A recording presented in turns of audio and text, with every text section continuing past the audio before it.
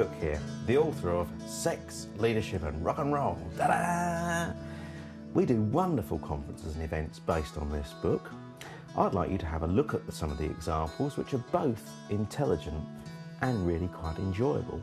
Let's have a quick tour. The whole business of career development, if you took one message away, it comes down to three simple things. Sex, that's about relationships, one-on-one, one-to-many, that's a merger, isn't it? Group sex. Here's a conference we did for Pfizer called It's My Life.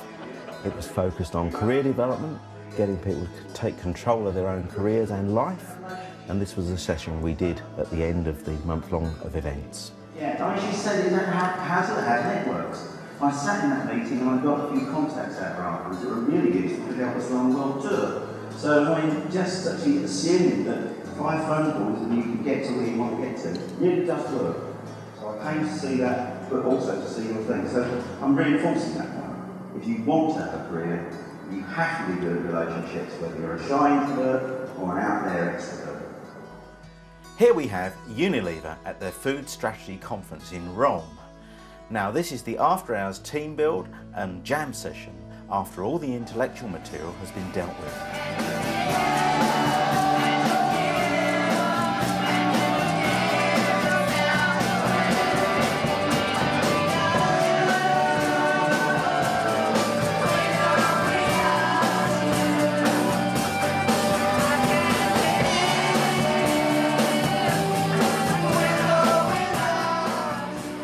Now, here's our work in the public sector in education, where we took 300 teachers out for the day and exposed them to a range of strategies for creative learning.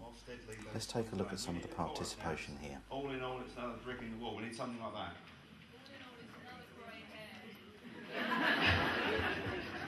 It's sort of going down at the end, isn't it? I can't possibly rectify it, but it's rather, it got a laugh, so it must be worth it. All in all, it's... Well, Keith. And here's the head teacher reviewing what he thinks of the day in terms of the educational value so far. But could you wind us back to before the beginning of the day? I mean, as a head here, why have you put yourself through this all this agony, and you know, why have you put this day on? What's the overall educational ambition? Well, the government produced the Excellence and Enjoyment document, which was encouraging us to look at creativity, much more creative curriculum. Because what we're really looking at doing is offering the children, via the staff today, obviously, a more enhanced and enriched curriculum. So that, and that's for all children. So regardless of age, ability, whatever, wherever they're coming from, they're getting a really exciting and interesting opportunity. Okay. How's it going so far then? I think the staff, certainly the staff at Sherwood, are enjoying themselves. They offer a curriculum like this anyway. But I think, yeah, generally there's a buzz and atmosphere about the day that is, you know, seeing teachers enjoying themselves, and I think there's a lot in that. Yeah. You know, their own personal enjoyment today is really important. And kind of they're trying out different learning styles as well, so it's not just doing their standard thing. I think the whole issue of a kinesthetic approach to learning is very much more in the forefront these days. Yeah. And the types of workshops we're offering today are very practical, very hands-on. Get up off your backside, onto your feet, get your hands dirty, enjoy yourself, and then begin to look at what learning's actually happening. Now, here's a piece of micro-stardom.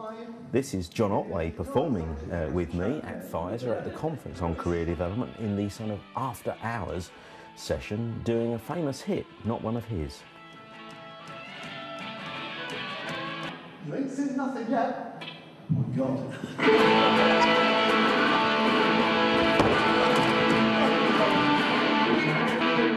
You ain't seen nothing yet.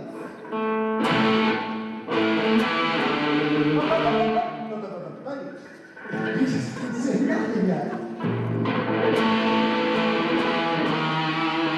Now. Here's something you'll never get.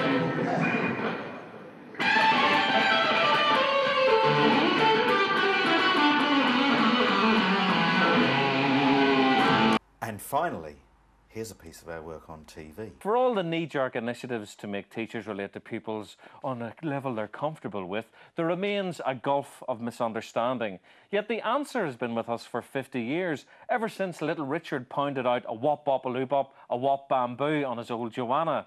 The majesty of rock, the pageantry of roll, can turn the most insubordinate little git and grumpy colleague into adoring fans. That's according to my next guest. Please welcome the author of Sex, Leadership and Rock and Roll, Peter Cook.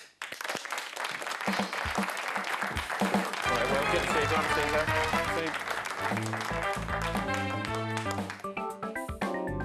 The cheese has to stop there. Peter, give us your message. We've got many gurus, false prophets trailing through these studios, telling teachers what to do. Give us your message, if only for us to shoot it out of the air. Well, as you know, I am a false prophet. My message is have more sex. That's have better relationships with your fellow colleagues. Maybe not the kids. Take more drugs, which is motivate yourself and others and lead the school. And do more rock and roll, which is actually perform. So, I mean, you got 300 teachers together to indulge in a musical jam session. What possible use could that be to them? Well, they're down in the south of England, so of course they don't rock down. I can't say, but it's somewhere near Tunbridge Wells. So we had them out for the day on sort of accelerated learning and stuff, and mine was the music lesson. And I said to them, in half an hour, can you rewrite a rock classic around how you can take control of the classroom? And quite surprisingly, only with tea and biscuits, they did. So, I hope you really enjoyed that quick tour of what human dynamics do in the field of conferences, after-dinner speaking and events with a difference. Please contact us. The website details and contact numbers are just about to come up. Thanks very much.